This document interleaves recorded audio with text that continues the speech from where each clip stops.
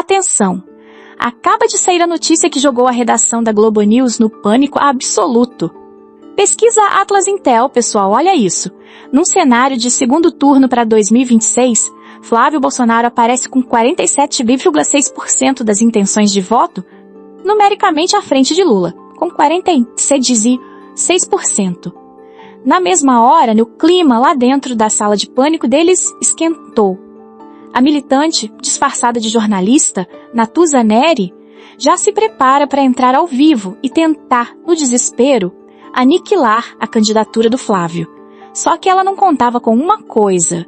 O colega dela, o jornalista Joel Pinheiro, estava prestes a quebrar o roteiro para desmascarar o jogo sujo ao vivo. O que vem a seguir é uma briga impagável. E o ataque dela está prestes a começar. E para a gente entender o tamanho do desespero que você viu ali na Globo News, a gente precisa voltar para o exato começo da discussão. Foi assim, pessoal, que a Natuza Neri, a militante de plantão, começou o ataque previsível dela.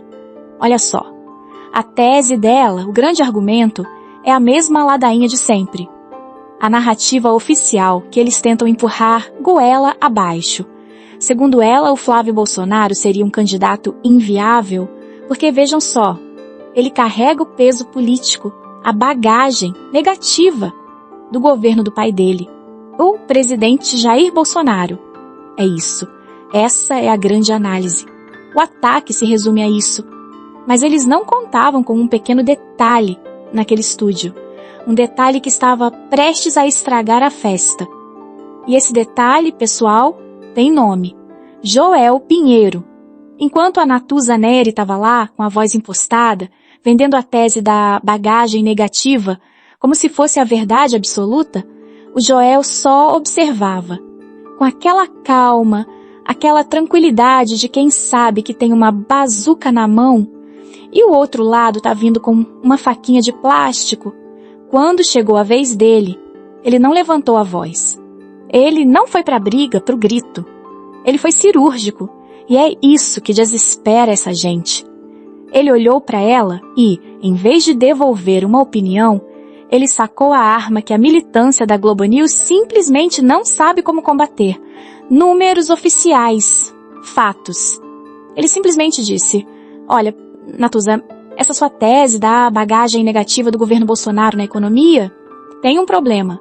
Os dados não confirmam isso. E aí veio ao golpe. Um golpe de mestre. Ele usou os dados do Tribunal de Contas da União, o TCNEI.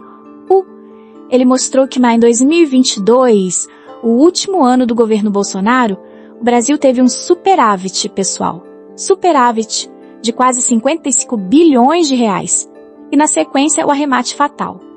Agora, ele disse, no primeiro ano do governo atual, do governo Lula, a gente saiu desse superávit e mergulhou num déficit recorde de mais de 264 bilhões. Pessoal, vocês conseguem visualizar a cena?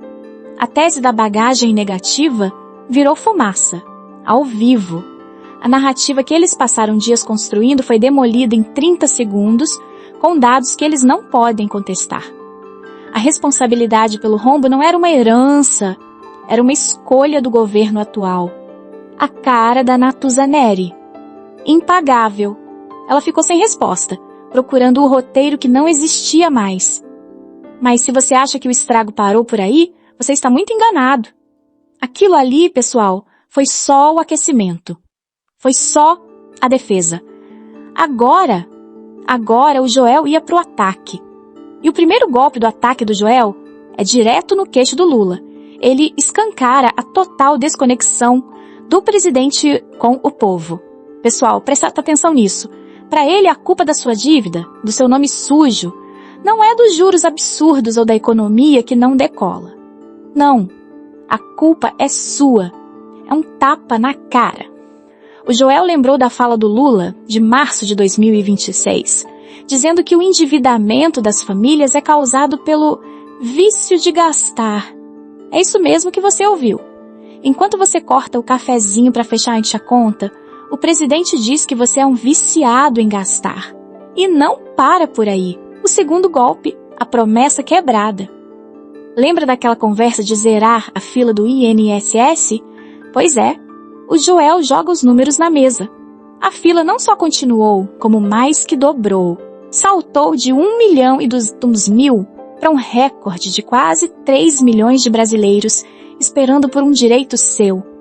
É o retrato do sofrimento e da incompetência. Peraí.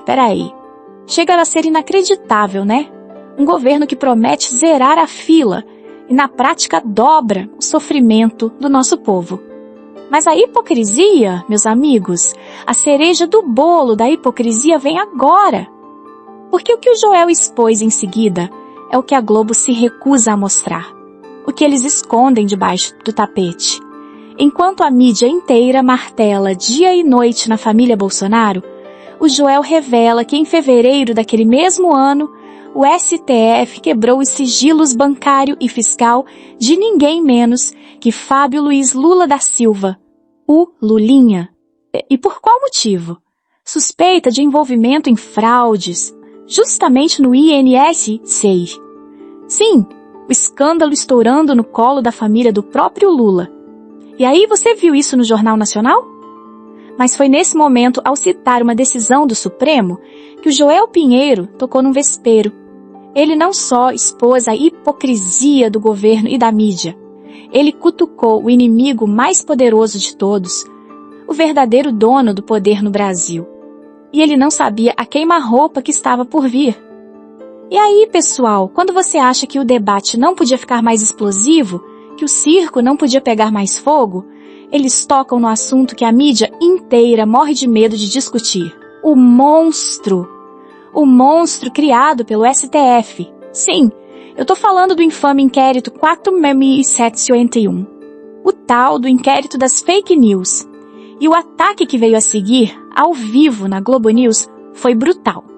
Porque não foi uma crítica qualquer. Foi um diagnóstico. O Joel não chamou aquilo de investigação. Ele usou as palavras exatas. Um grande monstrengo. E mais, uma excrescência no sistema de justiça. Pessoal, uma excrescência é um tumor, é um câncer.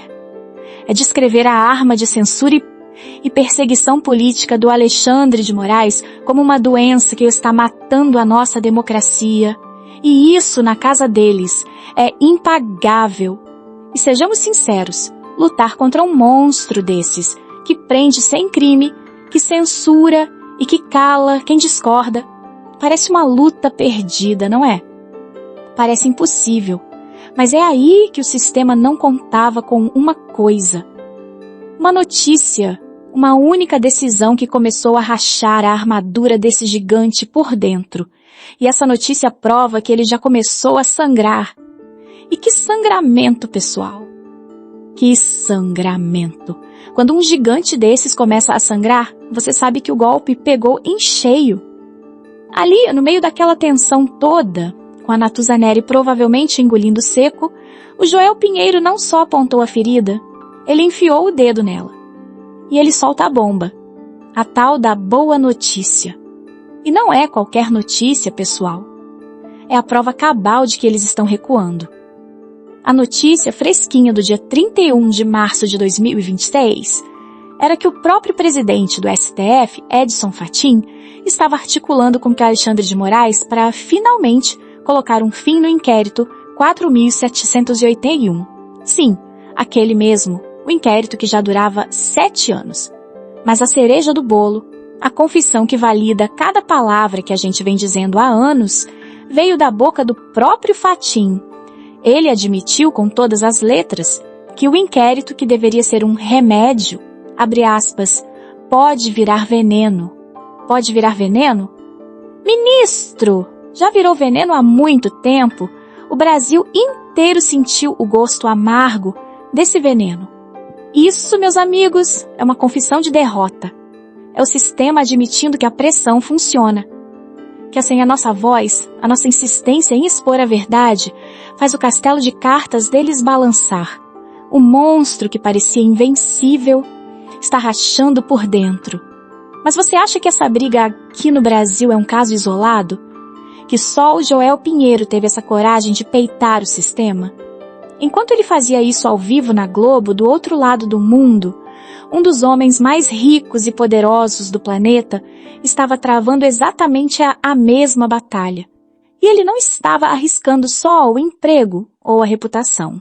Ele colocou bilhões de dólares na mesa para defender o mesmo princípio. Vocês sabem de quem eu estou falando. E a história de como Elon Musk decidiu comprar essa briga é algo que você precisa ver para acreditar. E essa história, pessoal, começou em abril de 2024. A ordem chegou na mesa do dono do X, Elon Musk, vinda diretamente do Brasil. A assinatura? Alexandre de Moraes. A exigência era clara: censure dezenas de contas de brasileiros, bloqueie a voz de quem o ministro não gosta. A escolha era simples, na verdade. Ou ele baixava a cabeça, obedecia à censura e continuava faturando milhões aqui no Brasil. Ou ele comprava a briga e enfrentava o sistema de peito aberto. E o mundo inteiro viu a resposta dele. No dia 6 de abril, Elon Musk não apenas desobedeceu, ele foi a público, esfregou na cara do mundo as ordens de censura que recebeu e cravou a frase que entrou para a história da luta pela liberdade. Princípios importam mais do que o lucro. Impagável. A retaliação, claro, veio a cavalo. Alexandre de Moraes não deixou barato. Incluiu o homem mais rico do mundo no inquérito das milícias digitais. E em 30 de agosto de 2024, veio a canetada final: o banimento completo do X em todo o território nacional. Eles acharam que puniram o bilionário. Que erro, pessoal! Que erro monumental! Ao sacrificar a receita, Musk conseguiu a maior vitória de todas. Ele jogou um holofote global na censura do STF. Ele expôs o autoritarismo para uma audiência de bilhões de pessoas e virou um símbolo, um ícone da nossa resistência. Agora eu quero ouvir a sua opinião sincera nos comentários. Quem hoje é a maior ameaça ao futuro do Brasil? O governo de Lula ou a tirania do STF? Vote aí embaixo e vamos ver quem ganha. Enquanto vocês decidem aí nos comentários quem é o maior vilão dessa história, vamos voltar por um instante para aquele estúdio da Globo News. Porque ali, pessoal, o veredito já saiu e foi indiscutível. A luta teve um vencedor claro. E não foi a torcida organizada, não foi a militância disfarçada de jornalista. Foi a verdade. O Joel Pinheiro, usando apenas fatos, simplesmente desmascarou a tentativa de manipulação da Natuza Neri. Aquela premissa toda de culpar o Flávio pelo governo do pai. Agora a gente pode chamar pelo nome certo. Foi um truque sujo. Uma armadilha que foi exposta ao vivo e a cores e que fracassou miseravelmente na frente de todo mundo. Simplesmente impagável. Pessoal, o espetáculo que a gente viu foi impagável, mas a nossa luta não para por aqui. Agora é a sua vez de entrar em campo. Se você também está cansado dessa palhaçada, faça a sua parte. Deixe o seu like para que este vídeo chegue a mais patriotas. Inscreva-se no canal para não perder o próximo desmascaramento. E compartilhe com o Bitilha agora, para que a verdade finalmente vença a mentira. A luta continua.